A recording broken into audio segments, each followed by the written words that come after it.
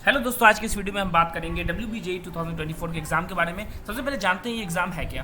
तो ये एग्ज़ाम जो है WBJE जो वेस्ट बंगाल कंडक्ट कराती है, जो कि उसका एक स्टेट लेवल एग्जाम, मतलब उसके WBJE के स्टेट के अंदर ये एग्ज़ाम होता है। किस किस कोर्स के लिए? Engineering and technology and pharmacy courses के लिए एंड एग्रीकल्चर। ठीक है, इसमें आपको कॉलेजेस कौन सा मिलता है? Government college, self financing college यानी सेल्फ फाइनेंस गवर्नमेंट कॉलेज, या हम कह सकते हैं semi private college. Private college भी इसी से मिलता है। अब अगर हम इसके बारे में बात करें तो इसका एग्जाम जो होता है ये ऑफलाइन मोड में होता है, यानी कि आपको एग्जामिनेशन सेंटर पे जाना पड़ेगा और कॉपी एंड OMR पे जाके एग्जाम देना पड़ेगा। अब अगर हम इसके हाईलाइट्स के बारे में बात करते हैं, हाईलाइट्स की स्पेलिंग थोड़ा गलत हो गया, कोई बात नहीं। तो ये जो एग्ज़ाम है, अगर हम बेसिकली थोड़ी थोड़ी बात करें तो ये एग्ज़ाम क्या है? WBJE, ठीक है, 2024 में होगा। ये कोर्स किसके लिए होता है? अंडर ग्रेजुएट कोर्स के लिए होता है। ठीक है, कौन कंडक्ट कराती है? ये West Bengal joint entrance examination board, जिसको हम WBJEEB कहेंगे। एप्लीकेशन मोड जो होगा वो ऑनलाइन होगा। एप्लीकेशन जो होगा वो तुम्हारा ऑनलाइन ही आएगा। तुम्हें ऐसा नहीं होगा कि कहीं जाना पड़ेगा, वहाँ पे तुम्हें फॉर्म आएगा और तुम्हें फॉर्म को फिल करके फिर ऐसा नहीं होगा। तुम्हें ऑनलाइन ही सारा काम करना पड़ेगा, लेकिन एग्ज़ाम देने के लिए तुम्हें सेंटर पर जा करके OMR पे तुम्हें एग्ज़ाम देना पड़ेगा। अब अगर हम आगे बात करें तो इसके डेट के बारे में बात कर लेते हैं। एप्लीकेशन फॉर्म जो स्टार्ट होगा कब होगा? 4 दिसंबर, मतलब दिसंबर, इसी साल के दिसंबर में इसका जो है वो आ जाता है। लगभग दिसंबर जनवरी में इसका फॉर्म चलता है। उसके बाद फ़ी पेमेंट का जो आखिरी डेट होगा वो 3 जनवरी, लगभग एक महीना है ना, कि लास्ट हफ्ते में दिसंबर के आएगा तो एक महीना चलेगा। फिर करेक्शन फैसिलिटी आ जाती है आपको जनवरी के आखिरी वीक में। जब वो सब चीज़ क्लियर हो जाता है तो फिर करेक्शन फैसिलिटी, जैसे आपने कुछ गलती कर दी है, थोड़ी बहुत कोई मिस्टेक कर दिया तो उसमें करेक्शन कर सकते हैं, लेकिन उसमें नाम, father's name, date of birth, इसमें करेक्शन नहीं अवेलेबल होता है। उसके बाद एडमिट कार्ड आता है, जिस एडमिट कार्ड पर आपका लिखा रहेगा कि भाई आपका इस जगह सेंटर है, आपका इस सिटी में सेंटर है, वो एडमिट कार्ड आएगा। उसके बाद आएगा एग्ज़ाम डेट। एडमिट कार्ड पे लिखा रहेगा कि आपका मान लो कि 22 अप्रैल को आपका एग्जाम है, तो उस तरह से 4th वीक ऑफ अप्रैल में आएगा। फिर आंसर की आएगा उस तरह से। फिर उसके बाद फिर क्या होगा, ये तो फिर आंसर की, फिर declaration of result 4th week of May, मतलब मई में जो है वो रिजल्ट डिक्लेरेशन होगा। फिर उसके बाद काउंसलिंग होगी। ये तो खैर अभी बात की बात है। इसके बाद अगर हम बात करेंगे वो क्या होगा, एप्लीकेशन फॉर्म कैसे भरते हैं, कहाँ पे आता है। तो WBG application form will release in 4th week of December, जो हमने स्टार्टिंग में ही बात कर ही ली इसके बारे में। And the application form for WBJE 2024 will release in online mode. ये ऑनलाइन मोड में आता है, ठीक है, ऑनलाइन मोड में आएगा। उसके पोर्टल पे आप डालो WBJE 2024, तो जब एप्लीकेशन फॉर्म आता है तो वो फ़ौरन वही पेज खुलता है और फिर वहाँ पे जाके आप एप्लीकेशन फॉर्म भर सकते हैं। कैसे भरेंगे, क्या क्या चीज़ें आपको इंपॉर्टेंट है वो कि personal education qualification, personal details जैसे नाम, फादर्स नेम, एजुकेशनल क्वालिफिकेशन जैसे तुमने 12th किया है, अपियरिंग में दे रहे हो, जो भी चीज़ दे रहे हो वो तुम्हारा क्या हो जाएगा, एजुकेशनल क्वालिफिकेशन।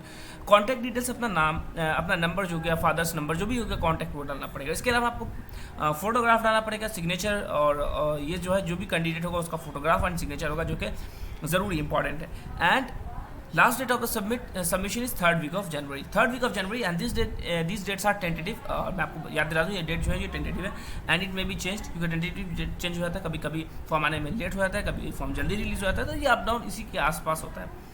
तो उसके बाद फिर आपको करेक्शन फैसिलिटी आती है। फिर उसका जो है आपका जो भी आपने एप्लीकेशन फॉर्म फिल किया है उसका जो है उसको डाउनलोड कर लो, उसका प्रिंट निकाल लो, उसको रख लो, उसके पीछे उसका एप्लीकेशन फॉर्म, एप्लीकेशन नंबर लिख लो, ईमेल आईडी लिख लो, पासवर्ड जो तुमने बनाया है वहाँ पर, वो सब सारी चीज़ें एक बार लिख के रख लो, बाद में तुम्हें दिक्कत नहीं होगी।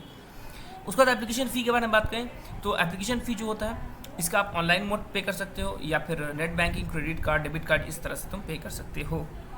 अच्छा, अगर फ़ी के बारे में बात करें तो जनरल कैंडिडेट के लिए 500 रुपये लगता है, and SC ST OBC A OBC B सबके लिए 400 रुपये। एलिजिबिलिटी क्राइटेरिया के बारे में बात करें, एलिजिबिलिटी क्राइटेरिया अगर आपको नहीं पता है क्या चीज़ होती है तो देखो, अगर एलिजिबिलिटी क्राइटेरिया कोई भी एग्जाम में बैठने के लिए वो एलिजिबिलिटी क्राइटेरिया होती है कि अगर आपको ये एग्ज़ाम देना है तो ये चीज़ें आपके अंदर होनी चाहिए, ठीक है ना। ये एलिजिबिलिटी क्राइटेरिया होगी, जैसे कि आप की नेशनैलिटी इंडियन होनी चाहिए, आप इंडियन के होने चाहिए, आप इंडिया के रहने वाले होने चाहिए। एज लिमिट जो होती है वो 17 ईयर्स होनी चाहिए। 31 दिसंबर 2024 तक आपको 17 साल तो कम से कम होना चाहिए। अपर एज लिमिट नहीं है, 25, 26, 27 जितना बंदा चाहे, जितना तक का बंदा चाहे वो दे सकता है।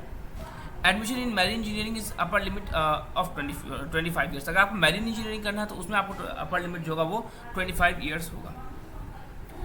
इंजीनियरिंग के बारे में बात करें कि इंजीनियरिंग की अलग से क्या एलिजिबिलिटी क्राइटेरिया है, तो देखो, जो कैंडिडेट होगा वो 12th क्लास होना चाहिए, central board of central government से बोर्ड, जैसे कि हम सीबीएसई कर लें या आईसीएसई कर लें या कोई भी रिकॉग्नाइज बोर्ड से, जैसे कि वेस्ट बंगाल का अपना बोर्ड हो जाएगा या बिहार बोर्ड हो जाएगा, क्योंकि बहुत सारे बिहार के स्टूडेंट भी इस फॉर्म को फिल करते हैं। तो बिहार के स्टूडेंट के पास अगर बिहार बोर्ड का अगर मार्कशीट होगा तो वो भी चलेगा। कुछ यूपी के स्टूडेंट भी फिल करते हैं तो यूपी स्टूडेंट के लिए पास अपना, इसी तरह से जो भी ऐसा बोर्ड होगा जिस पे वो होंगे तो उनका अपना बोर्ड जो होगा, जो उनके स्टेट का बोर्ड होगा या इंडिया का कोई भी स्टेट का बोर्ड हो गया या फिर इंडिया का सेंट्रल बोर्ड हो गया, वो जो है उसके लिए आप उससे जो है फॉर्म जो है वो जो है एलिजिबिलिटी क्राइटेरिया के अंदर आता है। अच्छा, अब अगर हम सब्जेक्ट के बारे में बात करें, सब्जेक्ट क्या होता है? Physics and mathematics and compulsory subject. Physics mathematics compulsory subject होता है, और केमिस्ट्री बायोटेक्नोलॉजी कंप्यूटर साइंस इसमें से कोई एक सब्जेक्ट होता है, डिपेंडिंग कि आप कौन सा स्ट्रीम चूज करेंगे। मिनिमम मार्क्स होता है 45%। अगर आपको physics, chemistry and maths, suppose आप तुम्हारा ये 3 सब्जेक्ट है, physics, chemistry and maths, generally physics, chemistry and maths होता है इंजीनियरिंग वालों का, तो फिजिक्स, केमिस्ट्री और मैथ्स मिला करके कम से कम आपका जो होना चाहिए वो 45% होना चाहिए, एंड ओवरऑल भी 45% होना चाहिए। इसमें अलग से भी कम 45% होना चाहिए, ठीक है। एंड ये अगर रिजर्व कैटेगरी के बारे में बात करेंगे तो वो 40% होगा। फार्मेसी के बारे में बात करें, फार्मेसी जो आपका सब कोर्स है, उस फार्मेसी कोर्स के लिए 12th फिर वही रिकॉग्नाइज बोर्ड के लिए, जैसा कि हमारा इंजीनियरिंग के लिए था। एंड उसके लिए क्या होगा? फिजिक्स, केमिस्ट्री, मैथमेटिक्स या बायोलॉजी में से कोई एक सब्जेक्ट होना चाहिए। मैथमेटिक्स या बायोलॉजी, अगर मैथमेटिक्स है तो भी चलेगा, बायोलॉजी है तो भी चलेगा। यहाँ पर भी वही 45%।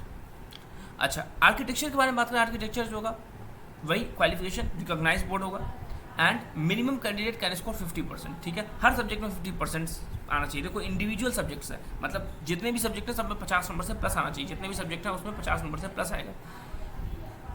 उसके बाद in qualifying examination must pass in physics, chemistry, mathematics as a compulsory subject. ये कंपलसरी सब्जेक्ट होना चाहिए और इसमें आपको पास भी होना चाहिए।